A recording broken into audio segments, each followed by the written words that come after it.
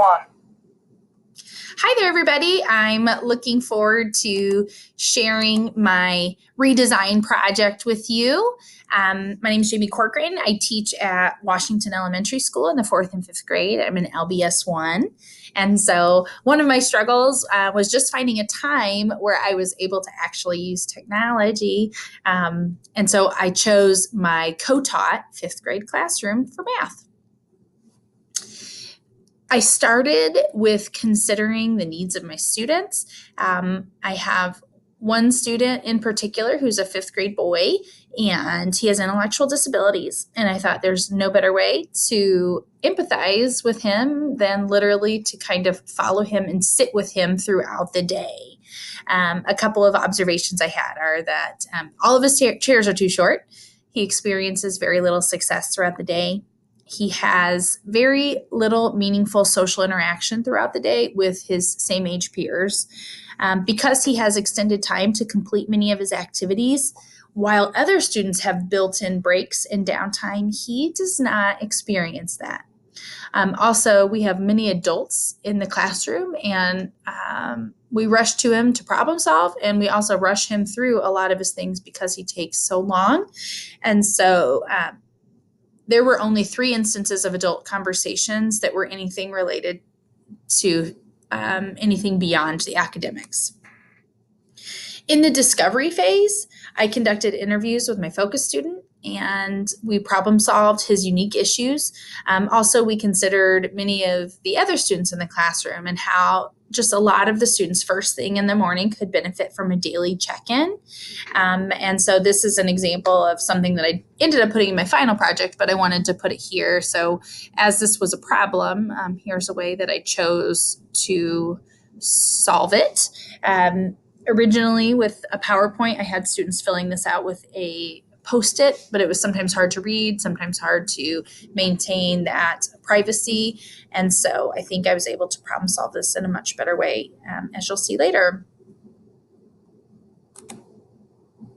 In the definition phase, or defining the problem phase, I spoke with my general education teacher and asked him kind of what problems he was wanting to address and different things that ways we could solve that in this co-taught math class. Because we have students with intellectual disabilities, and we also have gifted students in this classroom, it was important that we look at it from all angles and try to find something that students could get repeated practice on, and that would improve their speed and retention of skills, but I could also work on IEP goals. So when speaking with the general education teacher, he gave me several things he wanted to work on: student engagement, number sense, checking in with lots of different students, opportunities for success for those students with IEPs. The existing approach we had was a math warm-up, but we were using a PowerPoint that I had developed earlier in the year. It was lacking because it wasn't that motivating, and students were writing on whiteboards. I had no way of really retaining data, and I wasn't utilizing the technology of one-to-one in the classroom, which we're so lucky to have.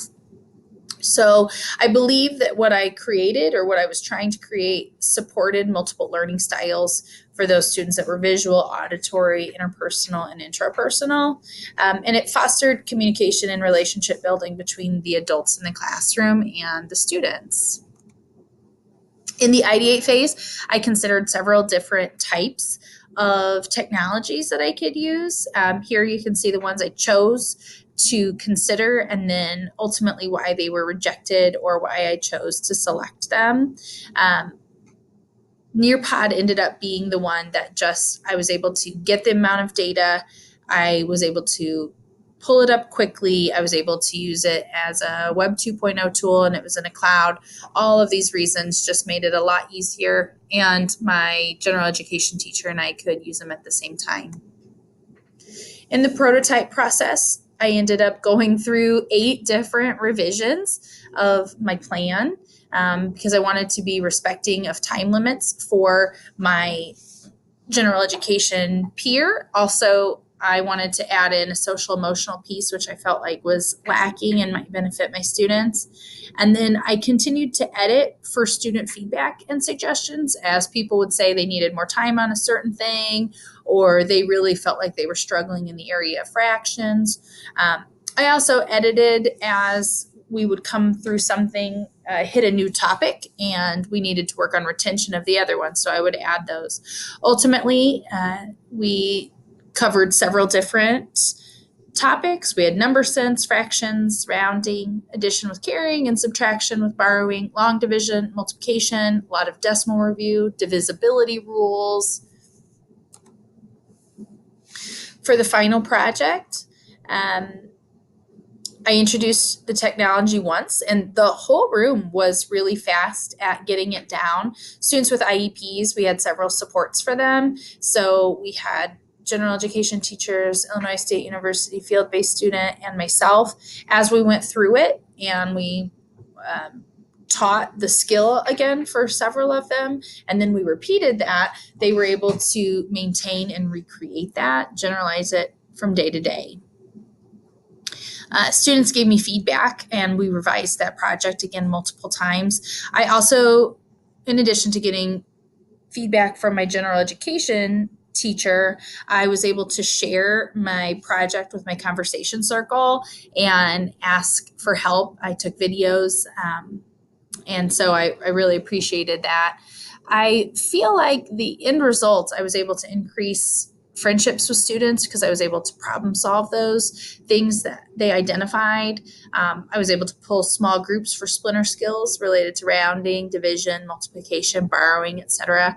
And I was able to make referrals to the counselor if somebody had said they didn't eat breakfast, or they were having an argument, or their dog died, or their mom got rid of their dog over the weekend. I was able to meet all of those kind of hierarchy of student needs for Maslow, approach that first thing in the morning, and then really get students in a spot where they were able to learn and focus on academics. Moving forward, I decided I'd like to continue to keep the leveling system. That seemed to really work, and I added that after our gamification week. And then beginning with this strategy next year, I'm going to start with referencing skills that students should have learned in the fourth grade, and then moving on from there, determining what questions and topics they need. By far, I feel like the biggest success was getting some of that social emotional piece and feedback from students. We were able to build relationships, problem solve early on in the day. And I believe that some behaviors were addressed too, because when some of those needs were met, students were in a much better mood for school, and they had a better attitude and were able to participate more. I was able to get IEP data for students' goals, and I was also able to kind of see what skills they were struggling to retain. On a personal level, I feel like this class really helped inform my instruction. I can approach technology and lesson planning in a different way, and I've always kind of addressed it in a Madeline Hunter approach, but I think I learned through this course that there are a lot of different frameworks in order to view technology in a classroom to make sure it's what works best for students. I appreciate your time. I appreciate being part of this class, and I look forward to seeing everyone else's projects.